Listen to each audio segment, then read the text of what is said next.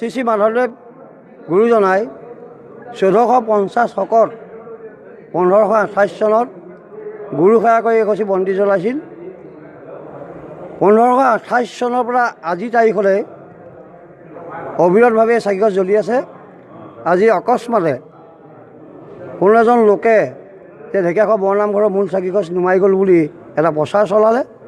ইতিমধ্যে এই বাতৰি সম্পূৰ্ণ মিছা, ভিত্তিহীন। আৰু ভৱিষ্যতে আমি এই বিষয়ে সতৰ্ক কৰি দিয়া হৈছে যে ঢেকীয়াখোৱা বৰনামঘৰত এখন সম্পূৰ্ণ পৰিচালনা সমিতি আছে। এই পৰিচালনা সমিতিৰ লগত যোগাযোগ কৰিয়ে তেনেকুৱা ভুৱা বা সত্য বাতৰি প্ৰচাৰ কৰিবলৈ হ'লেও আমাৰ লগত যোগাযোগ কৰিবলৈ আমি সকলোলৈ আহ্বান জনালোঁ।